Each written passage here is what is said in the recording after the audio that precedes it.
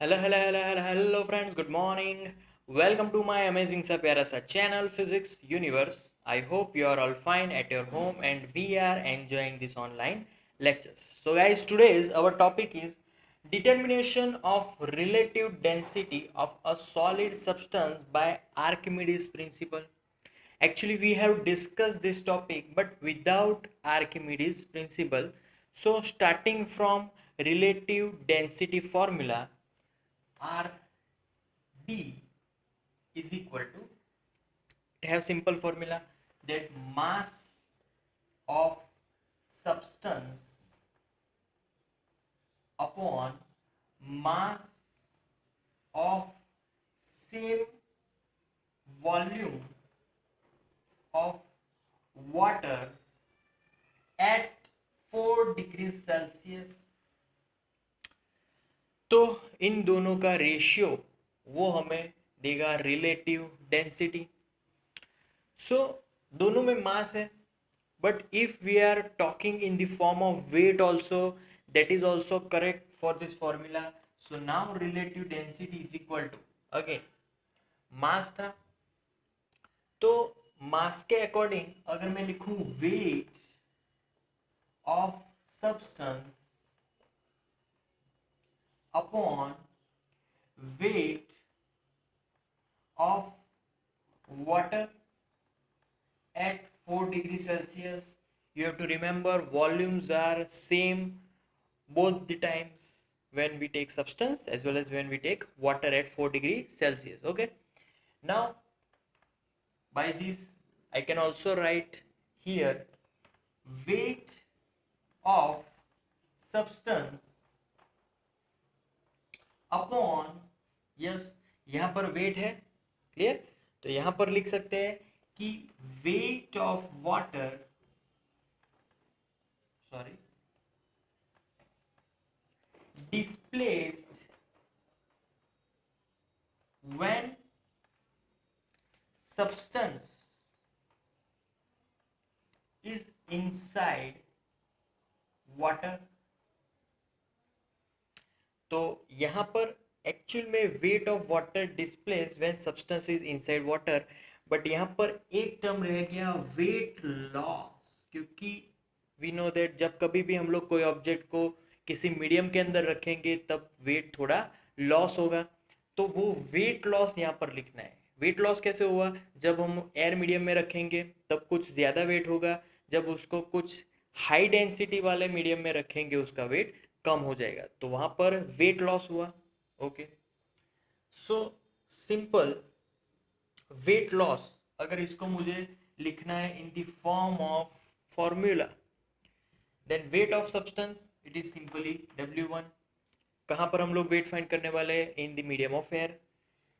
Similarly weight loss कैसे मिलेगा, तो weight when substance when water is in the air medium minus W2 substance inside the water medium.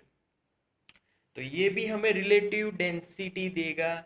यहाँ पर हम लोग पहले क्या लिखते थे, mass of same volume at water at 4 degree Celsius, but उसको चेंज करके यहाँ पर क्या हुआ, 4 डिग्री सेल्सियस अब निकल गया.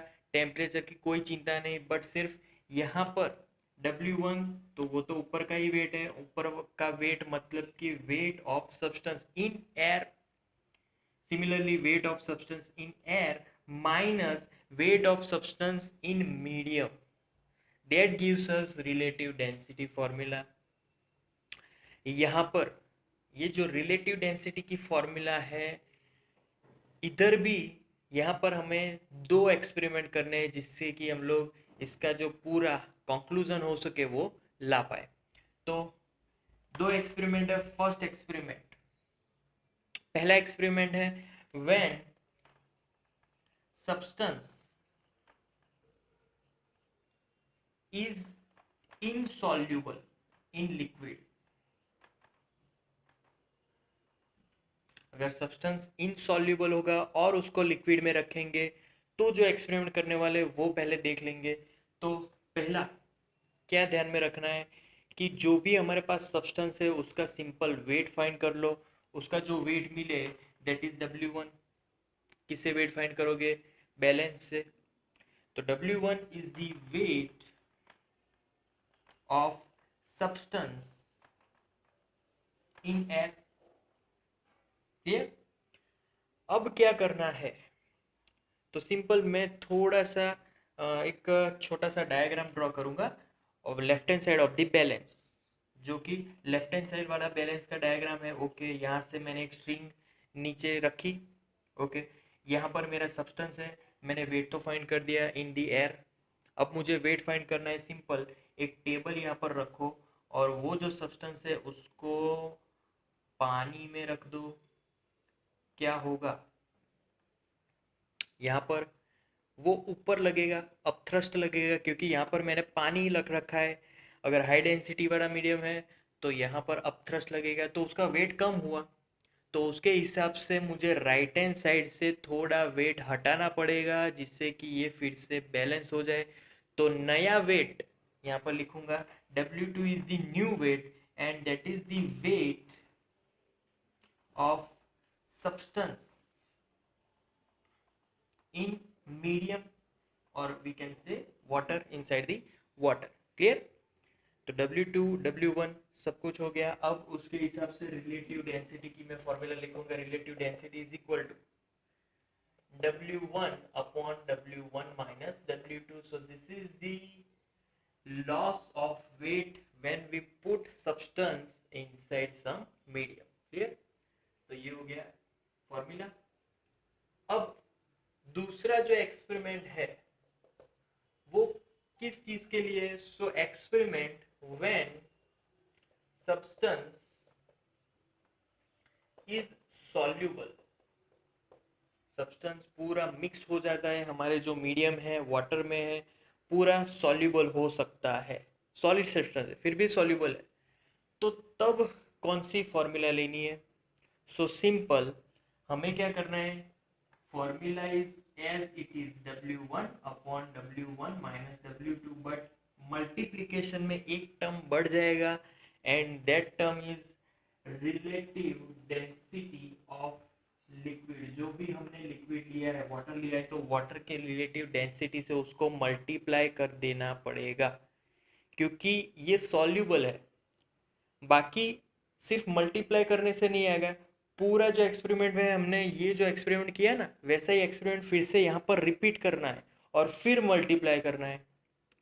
सो इसका रिपीटेशन ये, जैसे कि W1 पहले फाइंड किया substance in the air, weight of the substance in the air, फिर दूसरा फाइंड किया सिर्फ पानी में डाल के, फिर उसका जो वेट आया वो W2। तो वो फॉर्मूला रख के फिर into the multiplication of relative density of liquid. Clear है? ओके। अगर पानी की रिलेटिव डेंसिटी की बात करें तो दैट इज 1। ओके, कोई भी लिक्विड के लिए हम फाइंड कर सकते हैं। So that's our topic, determination of relative density of a solid substance by Archimedes principle. So guys, that's it for today guys. Thank you so much for viewing my video lectures till the end. That means a lot to me. Please like my videos and subscribe my channel.